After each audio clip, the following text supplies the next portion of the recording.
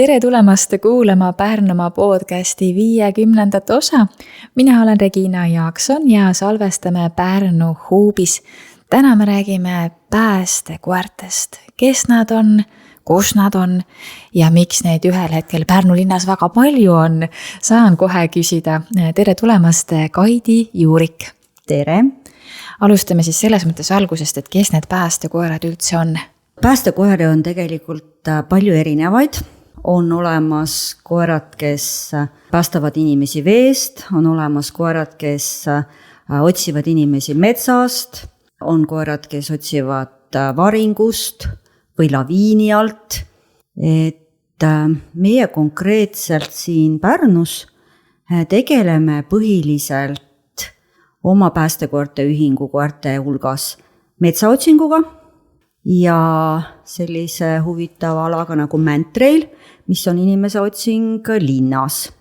Et veepäästet meie siin Pärnu piirkonnas ei ole otseselt harrastanud veel, aga varing on meil ka teema, sest varingu teema on tänapäeval nagu muutubki järjest aktuaalsemaks iga päevaga. Kui me sinuga kokku saime jahtklubis, et siis ma pärast rääkisin ka enda klassiõdedele, et näed, et äge teema pakkumine ja päästekoerad. Ja tead, meil kõigil oli esimese hooga, kuna sina mulle tausta rääkisid, siis mul oli juba see taust olemas, aga esimese hooga oli see mõte, et vetelpääste. See on kohe esimene asi, mis nagu tuleb, aga tegelikult on see ampluaega väga palju laiem. See ongi laiem, sest koeri saab kasutada tegelikult igasugustes tingimustes. Küsimus lihtsalt on selles, milline koer on milleks nagu spetsialiseerunud rohkem või mida on nagu mingis piirkonnas rohkem vaja kasutada, sest Pärnus on ka märjad käpad, on veepäästekoerad olemas, et see ongi nagu rohkem nende teema ja pärusmaa, et meie oleme siin spetsialiseerunud rohkem nagu inimeste otsingule maismaa piirkonnast. Mis see siis täpsemalt tähendab? See tähendab seda, et kui inimene läheb kaduma, ka näiteks ta läheb mingisuguses metsamassiivis kaduma või maastikul kuskil, siis kui vajatakse vabatahtlike abi, siis vabatahtlikud nagu meie tuleme koertega abistama. Kuidas see täpselt välja näeb, et kuidas te abistate ja kuidas see välja näeb? Koerte kasutamine nagu otsingul on selles suhtes huvitav, et koerte nina, selline imeline organ nagu ta on, suudab tuvastada lõhnu väga kaugelt või väga keerulisest keskkonnast. Ja ta suudab ka tuvastada lõhna teiste lõhnade hulgast, kui me näiteks isegi anname selle inimese mingi spetsiifilise lõhna talle ette, et koer suudab tuvastada ka just selle spetsiifilise lõhna nagu sadade teiste lõhnade hulgast, et tegelikult see koerte kasutamisvaldkond on päris lai. Ja üks variant näiteks on selline, et kui vajatakse koeri kadunud inimese otsimisel metsamassiividest või kuskil maastikel, siis me lähemegi koertega ja koer otsib seal lahtiselt, talle antakse käsklus otsimiseks ja antakse maa-ala, mida me peame siis läbi kontrollima, et inimene ise peab olema siis pädev, et teha selle maastiku kohta endale taktika, kuidas ta seal otsib, kuidas on võimalused üldse seal maa-alal liikuda, kuidas aitaks koera, et see koer suudaks seal nagu parimal viisil töötada. Samuti inimesel on väljaõpe, et ta ise oskab maastikul käituda, oskab esmaabi anda, oskab kasutada kõiki vahendeid navigeerimiseks ja koeratöö on siis see, et ta peab suutma sellelt maastikult leida selle elusa inimese lõhna. Või kui sellel koeral on õpetatud ka nagu surnud inimese ehk laibalõhna, siis ta peab ka selle lõhna sealt tuvastama. Kuidas see õpetamine käib või mismoodi üldse see õpetamine, ma ei mõtle nüüd konkreetselt elusa või surnu, vaid nagu üldse, kuidas see õpetamine käib? See õpetamine algab sellest, et koertele on see lihtsalt üks väga lõbus mäng. Et inimene jookseb metsa, võtab kaasa koera lemmikpreemia, kas see on siis mingi mänguasi või see on mingi maitsev toit ja koer siis tahab loomulikult seda kätte saada ja jookseb sinna järgi talle ja saab oma preemia. Ja siis, kui koertel tekib nagu suur soov ja huvi juba sinna inimesele järgi joosta, siis hakatakse seda inimest panema kaugemal, hakatakse panema teda peitu ja koer tegelikult üsna ruttu saab aru, et selleks, et seda inimest leida, tal on ainuvõimalus kasutada oma nina. Kuigi koertel inimesed arvavad, et et koerad kasutavad kogu aeg nina ja see ongi loomulik, tegelikult mitte. Et koerte kõige esimene kasutusvahend on silmad ja siis kõrvad ja kui nendest kahest asjast abi ei ole, siis nad panevad tööle nina. Ehk siis nii huvitav, kui see ka ei ole, me peame õpetama koeri kasutama kõigepealt oma nina, et see oleks nagu kõige kasulikum. Ja kui nad siis panevad nina tööle, siis lõhna järgi nad suudavad selle inimese leida ja siis see leid jälle toob neile suure preemia ja siis see on neile väga lõbus ja väga tore ja nad tahavad seda inimest leida. Muidugi need harjutused lähevad raskemaks ja keerukamaks, aga see töörõõm ja see lõbu sellel koeral, see peab alati nagu säilima. Ja teine valdkond siis, mida me kasutame siin Pärnus ja ka üle Eesti tegelikult nüüd on otsing linnas, mis tegelikult algab põhimõtteliselt samamoodi, et koera eest jookseb ära tema jänes ehk see inimene ja koos tema preemiaga ja koer siis lõhna abil peaks ka linnas sellele inimesele järgi jõudma, aga seal see spetsiifika on see, et kuna linnas, te kujutate ette, on lõhnu nagu sadu, siis see koer nagu metsas liikudes ei saa selle puhta lõhna abil nagu jõuda, vaid seal me anname nagu kohe alguses koerale ette mingi lõhnaeseme, mille järgi ta peaks hakkama identifitseerima seda inimest või seda lõhna, mida ta üldse otsib teiste lõhnade hulgast. Aga see fun ja see põhimõte, kuidas me alustame, see on ikka sama.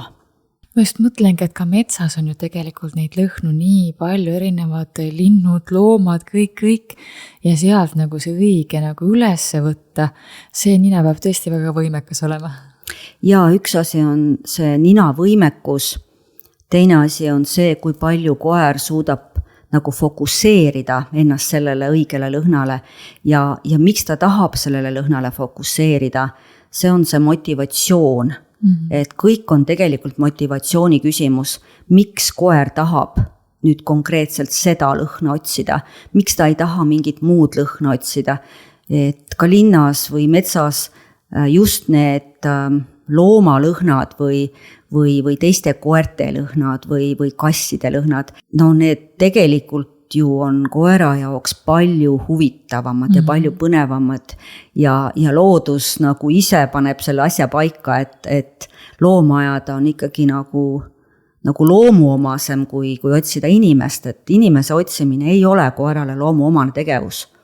Ja sellepärast me peamegi väga kõrgel motivatsioonil töötama, et koer tõesti tahaks seda inimest leida ja ükskõik millist inimest leida, sest kui me läheme päris otsingule, siis see inimene ei pruugi olla koera jaoks meeldiva lõhnaga või laip kindlasti ei ole koerale meeldiva lõhnaga ja iga inimene, kui ta on haige või eritab endast selliseid lõhnu, mis koera hirmutavad, võib-olla tekitavad talle selliseid mittemeeldivaid emotsioone, siis koer peab minema lõpuni, et see on nagu see töö raskuspunkt seal. Ma mõtlen, et inimene, kes on kusagil nagu kadunud, ta nii või naa on hirmul ja natuke eritab sükest nagu stressihormooni lõhna, et siis see koer, kes siis otsingule läheb, peab kuidagi nagu endast üle olema justkui. Jaa, tegelikult see on väga õige, sest kui nüüd me teeme trenni ainult oma keskkonnas või oma inimestega või sellistes kergetes oludes, siis koera jaoks iga inimese lõhn tekitab mingi mälupildi. Koer nii öelda näeb lõhna, mis on tegelikult ka teaduslikult juba tõestatud, et koer paneb endale lõhnast kokku täieliku pildi, kes see isik on, vanus, sugu, tema eripärad, kas tal on loomi, kas tal on ravimeid, kõik kuulub sinna lõhnapildi juurde. Ja ka inimese emotsioonid lõhnavad ja kuuluvad selle inimese lõhnapildi juurde. Ja kui need emotsioonid on koerale hirmutavad, siis ta peab nendest olema üle, ehk siis neid koeri tuleb õpetama olla üle nendest emotsioonidest või ebameeldivatest lõhnadest. Ja kui nüüd inimesed tihtipeale arvavad, et et minu koer ka nagu otsib, et läksime perega metsa ja mängisime peitust ja koer otsib. Ja see ongi väga lihtne algul. Oma inimest otsib koer täiesti iseenesest mõistetavalt, aga et see koer saama üle ka nendest probleemidest, mis päris otsinguga kaasnevad, siis seal on ikka päris selline spetsiifiline töö, mida tuleb tegelikult selle koeraga ära teha. Kui pikk on selline õppe? See ei saa väga lühikene olla, mulle tundub. Ei saa, et tavaliselt me algame küll kutsikaheas. Meie juurde tuleb muidugi palju selliseid koeri, kes on juba täiskasvanud, et tegelikult vanuses ei ole absoluutselt vahet, mis vanuses päästekoera õpetada. Et koer võib olla juba mitu aastat vana, talle saab need oskused juurde õpetada, sest koertel nina on kõigil olemas ja see, et nad tunnevad lõhna, see ei ole küsimus on ainult motivatsioonis. Koera treenimine algab sellest, kui see kutsikas näiteks on juba kohanenud, ta on piisavalt suur, et tulla kodust välja, tal on olemas vaktsiinid, ta juba teab põhimisi käsklusi või põhimõtteid ja tegelikult kohe saaks seda koera hakata õpetama. Näiteks kuskil 2-aastaselt mõni andekas koer on juba nii valmis, et ta võib sooritada isegi mingi esimese eksami, sest päästekoertel on tegelikult vaja teha eksamit, et nad saaks üldse töökõlbulikuks. Ja mingi 3-aastaselt võiks see koer olla juba selline, et ta on täiesti valmis minema tööle. Aga see kõik on väga individuaalne ja sõltub sellest koerast, kuidas see koer ise nagu areneb.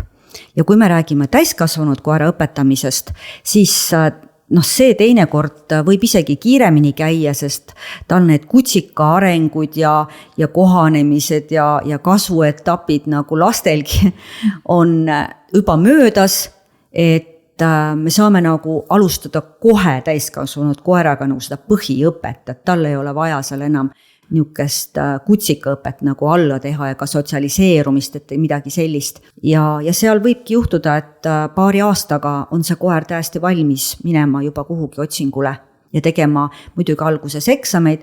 Need eksamid on võib-olla rohkem nagu pidurdavad seda aega, et kui kiiresti see koer otsingule saab, sest eksamiteks ettevalmistumine võtab nagu erilise aja ja neid eksameid ei ole tihti.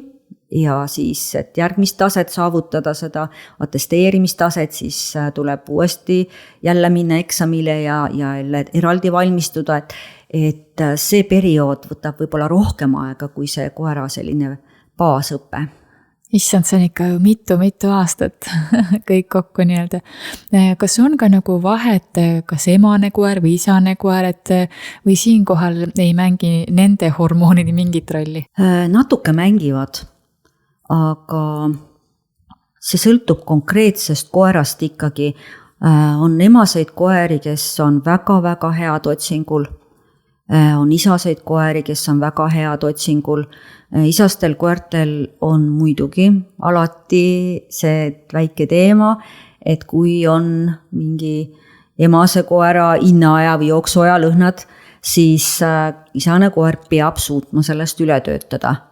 Ja loodus on loodus, et see ei ole alati võimalik, et eks nad ikka keskenduvad nendele muudele lõhnadele ka natuke, aga emaseid koeri pidurdab ise see nende jooksuaegade ja perioodid, et seal hormoonid samamoodi teinekord võimendavad nii, et sel ajal see koer ei suuda keskenduda tööle, et sellega peab arvestama, aga siis saabki kasutada nagu erinevaid koeri erinevatel perioodidel, et meil peaks neid koeri siis kogu aeg nagu varus olema, et kes siis on parasti rivis ja kes ei ole, sest ega koertel on ka oma halvad ja head päevad, et üks asi on see tervislik pool ja ütleme see hormonaalne pool, kuidas kellelgi parasti, samamoodi on ka koertel see enesetunde küsimus, et kõik päevad ei ole ühteviisi head, et ja siis sõltub muidugi väga palju ka tõust,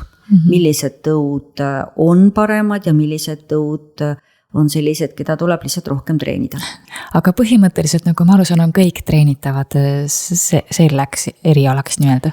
Jah, põhimõtteliselt on treenitavad.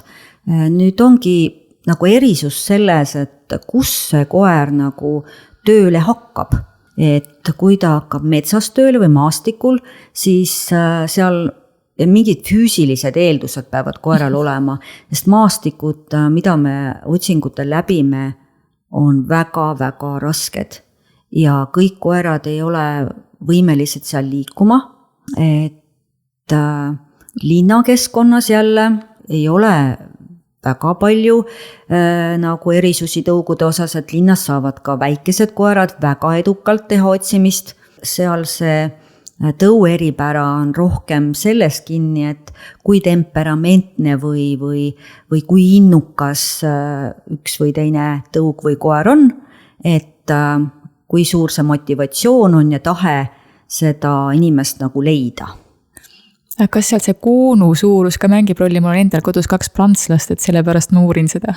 Olen näinud koeri, kes väga edukalt töötavad linnas, sellised lühikoonulised, ja nende, ütleme, töötamise raskus on temperatuurid, et palavate ilmadega neil on hingamine raskendatud ja neid ei saa kasutada kuumaga pikalt. Või siis ütleme seal sellised madalad, rasked tõud, veel eriti seal bulldogidel on see hingamisteed ka lühikesed, et seal liikumine ütleme pikkadel distantsidel ja kõrgetel temperatuuridel, et see on kindlasti raske.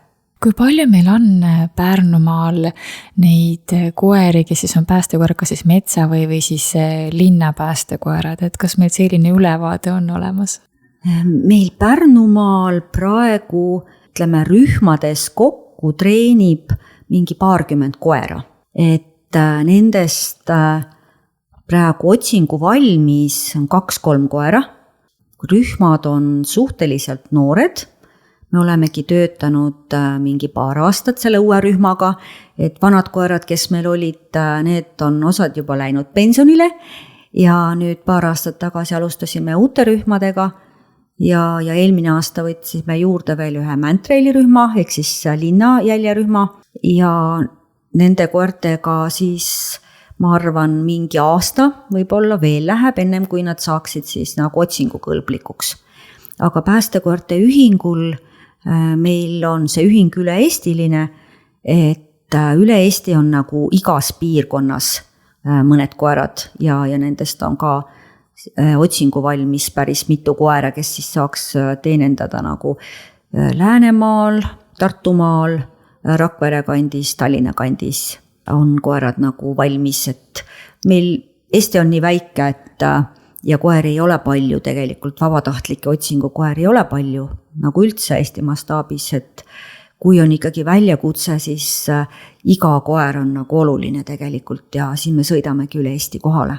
No seda on rõõm kuulda, et on selline võimekus ja soov olemas üle Eesti ikkagi nagu reageerida vajadusel. Jaa, et neid otsinguid ju on praktiliselt igal Eesti kandis, et kes on parasti vaba, et vabatahtlikel ju see töö ei ole töö, see ongi vabatahtlus ja me teeme seda oma vabast ajast ja oma töö kõrvalt ja see on nagu selline nagu missioonitunne ka, et tahta inimesi aidata ja kui siis on võimalus, et politsei annab meile võimaluse kasutada oma vabatahtlikke koeri, sest politsei ise kasutab ju eelkõige oma koeri, need on töökoerad ja nemad peavadki tööd tegema, aga kui neil ei jagu ja ressurssi, siis vabatahtlike koertega me üritame nagu igal võimalusel nagu ikkagi minna kohe appi, sest koertele on seda praktikat ka samamoodi vaja. Kui mitu koera tavaliselt ühele otsingule siis nagu läheb, et kas see on 1-2 või see sõltub täiesti või?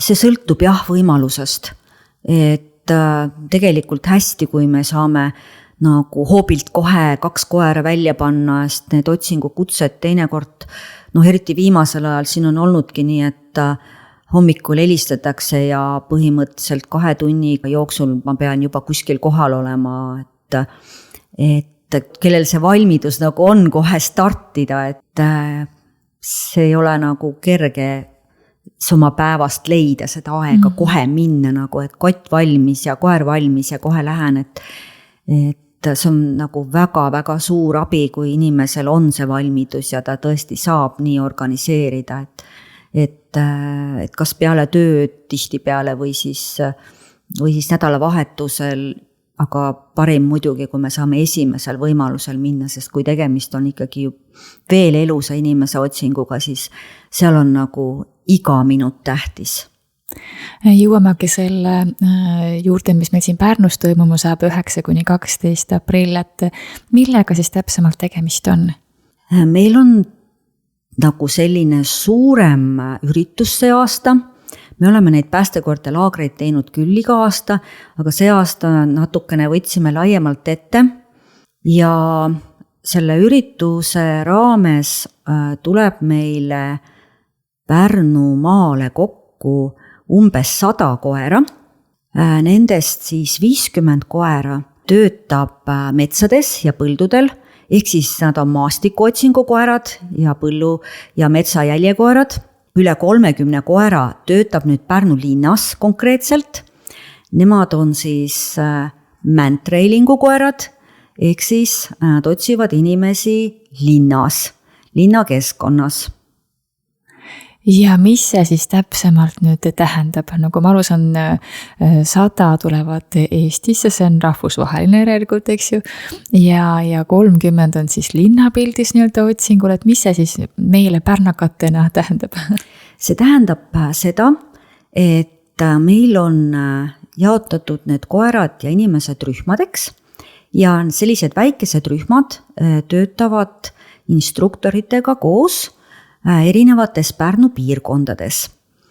Ehk siis nad võivad olla laiali jaotatud kogu linna peale, sellisel väikesel alal töötab üks grupp ja koerad töötavad alati ükshaaval, ehk siis neid koeri võib-olla ei näe või ei märkagi väga, et koerad on autodes ja üks koer siis töötab, kaotatakse nii-öelda keegi inimene linna ära, et see inimene võib olla kadunud ükskõik missuguses kohas ja siis see üks koer rihma otsas loomulikult koos saatetiimiga siis läheb konkreetse lõhna abil, mis talle esitatakse, seda inimest siis linnas otsima. Ja siis, kui leiab, siis saab ta oma preemia ja tuleb järgmine koer, tehakse talle järgmine nii-öelda kadumissituatsioon ja siis neid situatsioone lavastatakse instruktorite poolt väga erinevaid, ehk siis need inimesed võivad kaduda majade vahele, kuskile kinniste uste taha lausa, nad võivad kaduda kuskile parkidesse, kuhu iganes.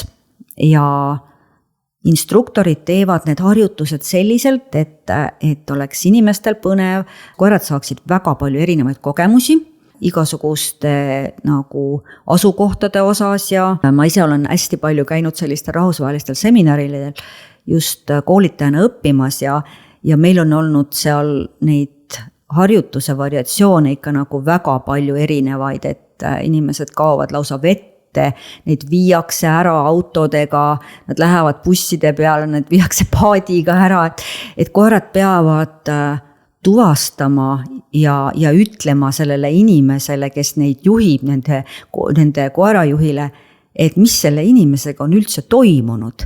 Kas see inimene on läinud ära, kas ta on bussi peale läinud, kas see rada lõpeb, kas seda inimest ei olegi üldse võimalik leida, et tegelikult koerad peavad olema nagu väga võimekad informaatorid, et öelda ka koerajuhile, et aga siin ei olegi midagi otsida, sest seda inimest siin enam ei ole või see inimene polegi kunagi siin käinud.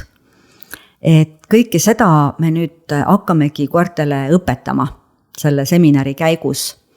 Ja see ongi tõesti rahvusvaheline, et instruktorid on meil väga-väga professionaalsed, väga laia skaalaga. Nad tulevad Hispaaniast, Saksamaalt, Austriast, Lätist, osalejaid kogu Baltikumist, Soomest, kõige kaugem osaleja on Sloveeniast. Ma jäin mõtlema selle peale, et koer peab suutma anda edasi ka info, kui inimest ei ole enam siin, mida pole kunagi olnud. Mismoodi see võiks üldse toimuda? Jaa, et kui koer õpetatakse ajama konkreetse isiku lõhna, siis koer õpibki algusest peale ajama ainult selle inimese lõhna ja ta peab ignoreerima absoluutselt kõiki teisi inimeste lõhnu. Ja nüüd tipptase ongi see, et koerale esitatakse seda lõhna, aga seda lõhna seal keskkonnas ei ole, sest seda inimest ei olegi seal käinud. See on üsna reaalse olukorra sarnane, sest tihtipeale me ju ei teagi, kas see inimene on seal olnud, kas see inimene on hoopis kas sellest uksest väljunud või hoopis teisest majast väljunud või kas teda on üldse nähtud siin, et tihtipeale me ei teagi täpselt asukohta ja koer peab suutma nagu väljendada ennast nii, et teha koerajuhile selgeks, et seda inimest, seda lõhna ei ole siin keskkonnas ja ta ei lähe seda otsima, sest seda lõhna lihtsalt ei ole. Ja ta annab märku sellest inimesele, sõltuvalt siis, kuidas teda õpetada. Näiteks minu koer tuleb, istub minu ette ja augub ja ütleb mulle, et mul ei ole siin midagi teha, sest seda lõhna ei ole siin, vabanda omanik. Jaa, issand kui äge, no see on see täpselt, kuidas keegi on siis välja õpetatud, eks ju. Aga ütleme näiteks, kui on see olukord, et keegi ongi paadiga ära viidud näiteks, on ju, mismoodi sinu koer sellest märku annaks, et kuidas see välja näeks? Põhimõtteliselt samamoodi, et ta jõuab sinna kohta, kus lõpeb tema jaoks lõhnajälg. Ja siis ta annabki jälle samamoodi märku, minu koer jälle haukumisega, ta kontrollib, tavaliselt ta saab aru, et sealt see lõhn läheb vette edasi, aga rohkem ta sealt midagi teha ei saa. Ja siis koera jaoks ongi nagu natukene segadust tekitav olukord ja ta nagu pöördub omaniku poole alguses nagu abi saamiseks, et kuule, et ma ei saa aru, mis toimub, siin nagu midagi lõpeb ja midagi nagu enam ei ole, et mis ma teen, vaatab otsa ja sellest algabki see nagu pihta, et siis sa ütledki koerale, et tubli koer, et sul ongi õigus, et siin asi lõpebki ja õpetatakse seda markeerima ja väljendama ja koer saab lõpuks aru, et ta võibki ennast väljendada niimoodi, et see on täiesti normaalne, et ta kaotab lõhna ära, sest seda lõhna tõesti seal ei ole. Ma ei kujuta isegi ette, kui suur rõõm võib olla ka koeral siis, kui ta nagu leiab selle otsitava inimese, et nagu preemiaks, et muidugi see on suur motivaator, aga koera selline olemus on nagu nii siuke tohutult siiras ja aus ja selline nagu kõik on nii ilus ja hästi on ju, et see emotsioon võib olla päris äge. Jaa, osadel koertel on, aga koerad ei otsi inimesi ainult inimese pärast ja paljud koerad ei otsigi inimese pärast, vaid paljud koerad otsivad seda sellepärast, et saada preemiat või osad koerad ei olegi üldse inimese lembesed. Et see, et koer väga tahab nagu inimesega koos olla, see ei ole üldse kriteerium. Kriteerium on see, et ta tahab teha tööd ja mõned koerad, eriti jahikoerad, õud, neid see inimene ise võib-olla seal lõpus väga ei huvita, aga nad oma loomu omaselt tahavad ajada jälge, tahavad ajada lõhna ja see töö tegemine ja see lõhna ajamine on iseenesest juba nii suur motivaator, et siin ei olegi nagu väga palju enam muud vaja. Ja muidugi mõni koer lihtsalt tahabki, minu koer näiteks töötab mänguasjale ja tema tahab seda mängu seal lõpus saada, et tema seostabki inimest, et inimese juures saab mängida ja saab oma lemmikmänguasja, et alati ei ole see inimene ise nagu üldse nii oluline, et koer peab seda inimest tahtma, aga ta peab tahtma leida ja mingisugune mõte peab olema sellel koeral, miks ta seda teha tahab. Koerad on tõesti hästi põnevad, et ma mõtlen ka enda ühe koera peale, kes käib agilitis ja tead, see on nagu nii veider selles mõttes, et kodus teinekord ta ei kuula üldse sõna. Üldse mitte. Selline tunne, et nagu, kellega ma räägin. Ja siis, kui ta läheb sinna võistlussituatsiooni, ta pole rihmagi küljes. Ja ta on nii fokusseerunud. Ja see on nii huvitav, mulle tekib selles kohas ikka tohutu lühispähe. Jaa, et koerad on tööolukorras teistsugused kui kodus, sest me õpetame neile töörutiini. Ja sellises otsingutöös või lõhnatöös üldse rutiinidel on ülisuur tähtsus, sest kõik algab rutiinist juba autos, tihtipeale juba kodus, kui me pakime just selle õige kotine, selle õige rihma, need õiged traksid, millega see koer teab, et me läheme just seda asja tegema, sest paljud koerad teevad selle otsingu kõrval ka muid alasid ja muid asju, et koerad on võimelised tegelikult nii palju erinevaid rutiine selgeks saama ja kõige väiksematestki märkidest aru saama, millega me nüüd hakkame tegelema, et kas see on mingi kuulekus, kas see on lõhnatöö, kas see on tõesti agility, et kui me teeme nagu väga selgeks ja mõistetavaks neile selle, mida me tahame neilt saada, siis kõik on võimalik koerte puhul. Teine asi, millest ma olen aru saanud, on see, et me võib-olla inimestena natukene ka alahindame enda lemmikute soovi olla heas mõttes kasulik. Ükskõik, milles see väljendub siis. See ongi huvitav, et koerte juures on üks loomoomadus, et koer tahab töötada inimesele. Ta tahab inimesele meeldida ja ta tunneb ennast hästi siis, kui tal on oma roll või oma ülesanne, et ükski koer ei ole tegelikult aretatud diivanil magamiseks. Et inimesed tahavad neid sinna võib-olla nagu suruda, et nad oleks nagu lihtsalt aksessuaarid, aga igal tõul on oma aretuse eesmärk ja koer tahab teha tööd ja ta tahab inimesega, paljud tõud tahavad teha ka inimesega koostööd. Ja kui me ei anna seda võimalust, siis nendel koertel see elukvaliteet läheb kehvemaks ja nendel koertel tekib stress ja nad ei saa väljendada oma seda loomuomast soovi teha seda tööd. Ja näiteks, kui me räägime just sellest samast otsingust või mantrailingust, siis väga paljudel koertel see põhiline eesmärk, miks ta on aretatud, ongi sama lõhnatöö. Et kui see koer ei saa käia jahil, kui ta ei saa teha seda tööd, milleks ta on loodud, siis tegelikult see otsing või mantrailing, see pakub talle seda sama tööd teises keskkonnas ja natuke võib-olla teisel kujul, aga ta siiski teeb oma tööd, ta kasutab oma nina.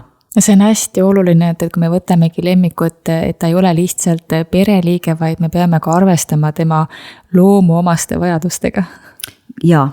Kui me sellega ei arvesta, siis me saamegi probleemkoera lihtsalt ja siis me tegelemegi probleemkoerte koolitamisega, aga lihtsam oleks võtta see koer ja see tõug nagu kohe valida selline, et ma tean, mida selle koeraga teha tuleb, teha saab ja ma pakun talle seda.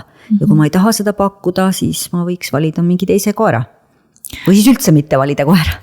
See on suur vastutus ja väga hea on, kui inimene tuleb enne koera võtmist konsultatsioonile ja küsib, et ma olen oma elu jooksul väga palju selles vallas töötanud ja väga palju konsulteerinud nagu inimesi just selles osas, kuidas koera võtta ja pärast siis ka neid kutsikaid aidanud koolitada, et kui on vastutustundlik omanik, siis kindlasti igast koerast on võimalik saada asja, et lootusetuid koeri ei ole, et kõik on inimeste tahtes kinni, kui palju ta nagu võtab aega selle koeraga tegeleda vähemalt esimene aasta ja siis, kui ta tõesti tahab veel edasi tegeleda selle koeraga, siis praegu on see alade valik või võimaluste valik on väga-väga suur, mida selle koeraga teha, et on alasid, ka lõhnatöö alasid, millest ei pea kodust väga palju isegi välja minema, et ei pea minema metsa, ei pea minema linna jooksma, võib ka lõhnatööd teha kodus väikeste asjade lõhnade otsimisega, et kõik võimalused on tänapäeval olemas koeraga nagu tegeleda, et peaasi, et inimesed nagu tegeleksid. Mis see tähendab, et ka kodus võiks anda selliseid nagu lõhnaülesandeid, et kuidas see koolitus välja näeb?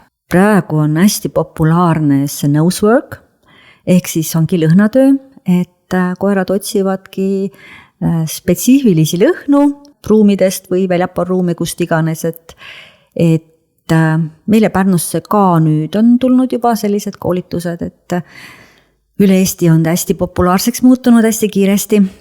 Ma ei ole selle teema spetsialist sellest rääkima, aga me õpetasime samamoodi siin mõni aasta tagasi koertele inimese lõhnu otsima, et samamoodi alustasime nagu väikeste lõhnanäidistega ja koerad siis õppisid neid inimeste lõhnu eristama väga väikses koguses ja praegu me tegelikult õpetame ka laibalõhna samamoodi.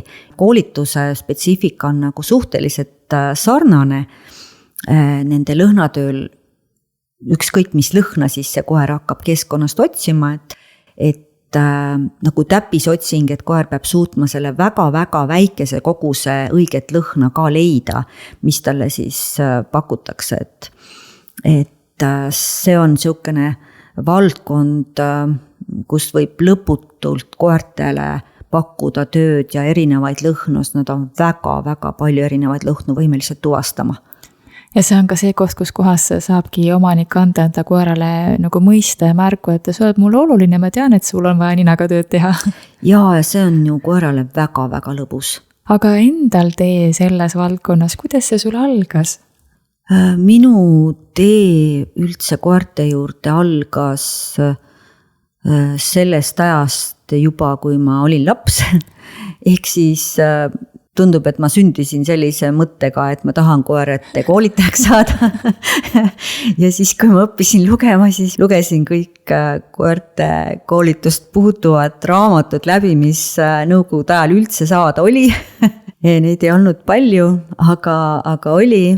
Ja siis nõukogude ajal oli võimalik õppida läbi Alma Vüü-süsteemi koerte koolitajaks ja siis sealt ma siis alustasin oma teekonda ja hiljem siis tekkisid juurde nagu uued alad ja uued võimalused, et selle päästeala ma avastasin enda jaoks umbes 8 aastat tagasi, et on olemas päästekoerte koolitamine, otsingukoerte koolitamine ja kuskil 4 aastat tagasi jõudis siia Pärnusse meile teadvusse see, et on olemas veel mantrailing, mida Eestis põhimõtteliselt väga-väga vähe harrastati, väga vähestes kogustes ja siis me alustasime seda mantrailingut nüüd, propageerimist ja treenimist Eestis ja nüüd on ka sellel alal tekkinud kogukond, et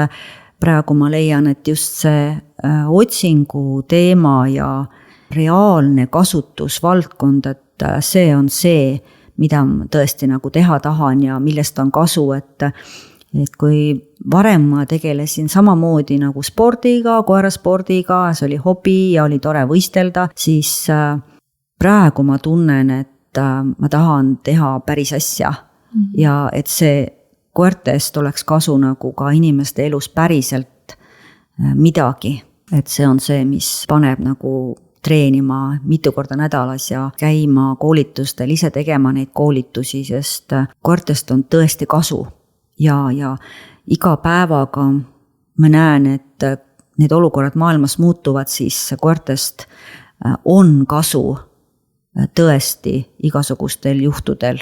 aga selline laager, mis nüüd Pärnus toimub nii suure mastaabiline, kuidas see üldse meil nagu võimalikuks osutus, et kas Pärnu on siis nagu nii tubli olnud, kuidagi eesrindlik, eeskujulik või kuidas te sel õnnestus siia nüüd sisse tuua?